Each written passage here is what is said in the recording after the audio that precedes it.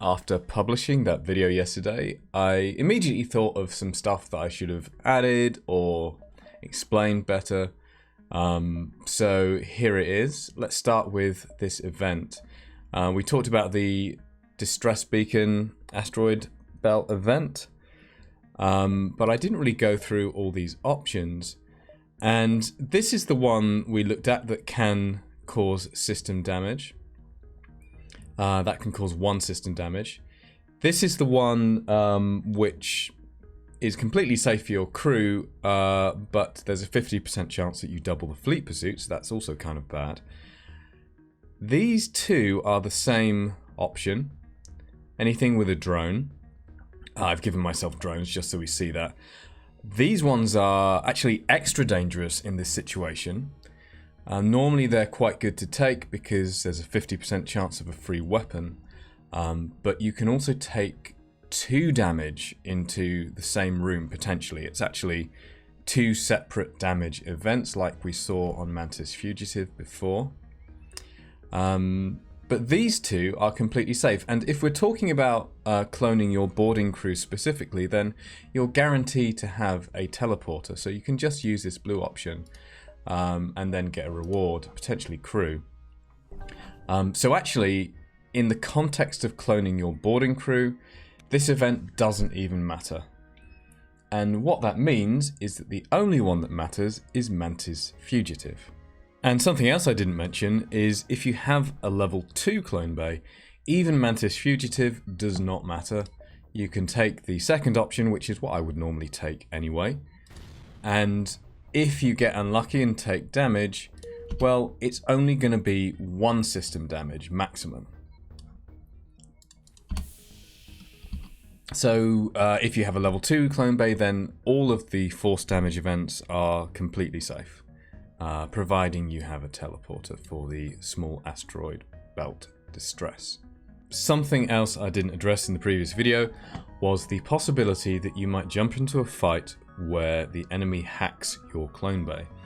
And with level 2 clone bay, we're actually okay here, because we'll always get just under 11 seconds of cloning time.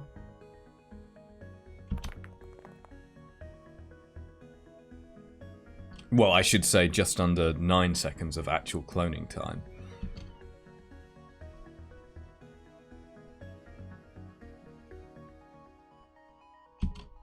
So let's say we jump away now, they're almost cloned.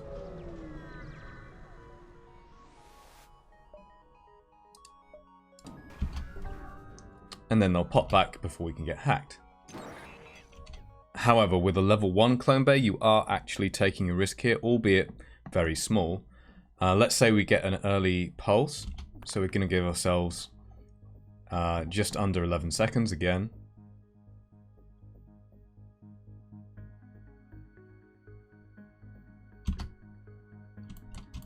Even if I time it really tightly, our crew still has a couple of seconds to clone. And let's see what happens. Yep. So the hack can land before you finish cloning. As I say, you would have to get pretty unlucky here. You have to run into an event where the enemy has hacking. There aren't a whole lot of ships that have hacking in the game. And they would have to hack your clone bay specifically, but bear in mind, we could have lost crew there. One last thing that I ought to mention is that if you are going to attempt to clone your crew in a pulsar when you don't have a level 3 clone bay, then you should actually switch your shields off completely before the previous pulse. This is a bit counterintuitive. You might think, well, I don't want it to hit my clone bay, so I'm going to put 1 shield bubble up, and that will wear off in time. The problem is that if you have 2 power in your shields, then it's going to have it's going to take 2 ion damage. That'll take 10 seconds. You might have only 11 seconds before the next pulse, and you want your shields to be back up for the next jump as well. So we're going to drop our shields to nothing. And there's no commitment here, right? We haven't actually started cloning our crew, so we can just wait and see what happens. And we got teleporter and clone bay Ino, so okay, we wait again.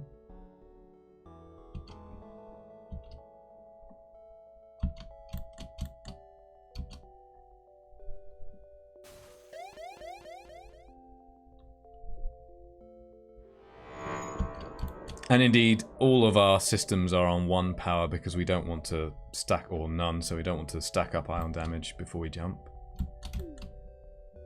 Okay, shields and drones, that's fine. Now we vent our crew. Start cloning them. This takes 5 seconds. And then we will be able to get 2 shields up before the next pulse. It's, even without crew, it's 2 seconds.